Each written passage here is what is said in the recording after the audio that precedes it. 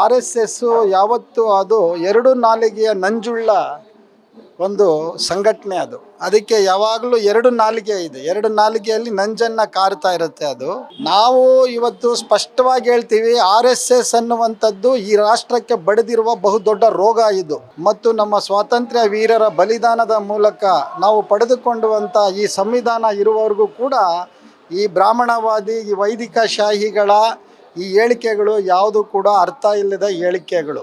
R S ಎಸ್ಸಿನ ರಾಷ್ಟ್ರೀಯ ಸರಸಂಘ ಸಂಚಾಲಕರಾದ ಮೋಹನ್ ಭಾಗವತ್ ರವರು ಭಾರತವನ್ನು ಹಿಂದೂ ರಾಷ್ಟ್ರ ಮಾಡಬೇಕು ಅನ್ನುವಂಥ ಮಾತನ್ನು ಹೇಳ್ತಾ ಇರುವಂಥದ್ದು ಅದು ಅವರ ಹಗಲುಗನಸು. ಅದು ಹೇಳ್ಬೋದು ಅಷ್ಟೇ, ಆದರೆ ಅದು ಅಷ್ಟು ಸುಲಭವಲ್ಲ ಅನ್ನೋದನ್ನು ಅರ್ಥ ಮಾಡ್ಕೊಳ್ಬೇಕು. ಆದರೆ ಆರ್ ಎಸ್ ಎಸ್ಸು ಯಾವತ್ತೂ ಅದು ಎರಡು ನಾಲಿಗೆಯ ನಂಜುಳ್ಳ ಒಂದು ಸಂಘಟನೆ. ಅದಕ್ಕೆ ಯಾವಾಗಲೂ ಎರಡು ನಾಲಿಗೆ ಇದೆ, ಎರಡು ನಾಲಿಗೆಯಲ್ಲಿ ನಂಜನ್ನು ಕಾರ್ತಾ ಇರುತ್ತೆ ಅದು. ಹಾಗಾಗಿ ಈ ರೀತಿಯ ಮಾತುಗಳನ್ನು ಅದು ಆಡ್ತಾ ಬರ್ತಾ ಇರುವಂಥದ್ದು ನಾವು ಹಿಂದಿನಿಂದಲೂ ಕೂಡ ಕೇಳ್ತಾ ಇದ್ದೀವಿ. ಆದರೆ ಒಂದು ಅವರು ಅರ್ಥ ಮಾಡ್ಕೊಳ್ಬೇಕು, ಎಲ್ಲಿ ತನಕ ಈ ದೇಶ ಬಾಬಾ ಸಾಹೇಬ್ ಅಂಬೇಡ್ಕರ್ ಅವರು ಮತ್ತು ನಮ್ಮ ಸ್ವಾತಂತ್ರ್ಯ ವೀರರ ಬಲಿದಾನದ ಮೂಲಕ ನಾವು ಪಡೆದುಕೊಂಡುವಂಥ ಈ ಸಂವಿಧಾನ ಇರುವವರೆಗೂ ಕೂಡ ಈ ಬ್ರಾಹ್ಮಣವಾದಿ, ಈ ವೈದಿಕ ಶಾಹಿಗಳ ಈ ಹೇಳಿಕೆಗಳು ಯಾವುದು ಕೂಡ ಅರ್ಥ ಇಲ್ಲದ ಹೇಳಿಕೆಗಳು.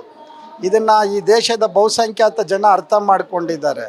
ಆದರೆ ಸ್ವಲ್ಪ ಸಂಖ್ಯಾತರಾದಂಥ ಈ ಬ್ರಾಹ್ಮಣವಾದಿಗಳು ಇದನ್ನು ಆಗಿಂದಾಗೆ ಇದನ್ನು ಹೇಳುವಂತಹ ಕೆಲಸವನ್ನು ಮಾಡ್ತಾ ಇದ್ದಾರೆ.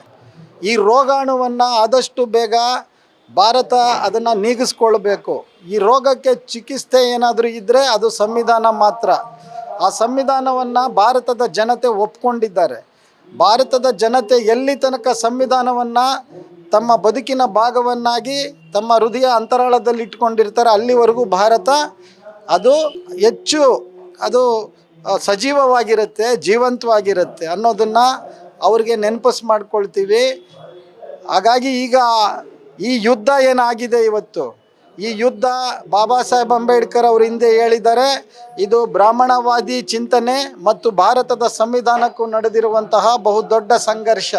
ಈ ಸಂಘರ್ಷದ ಅಂತಿಮ ಗೆಲುವು ಅದು ಸಂವಿಧಾನವೇ ಆಗಿರುತ್ತೆ. ಆ ಕಾರಣಕ್ಕಾಗಿ ಅದು ದೇವನೂರು ಮಹಾದೇವ ಅವರು ಒಂದು ಕಡೆ ಹೇಳ್ತಾರೆ, ಆರ್ ಎಸ್ ಎಸ್ಗೆ 100 ವರ್ಷ ಆಗಿದೆ ಅಂತೇಳಿ. ನಿಜ, ಆದರೆ ದೇಹ ಬಲ್ತಿದೆ ಅದು, ಆದರೆ ಅದರ ಬುದ್ಧಿ ಬಲ್ತಿಲ್ಲ ಅದು.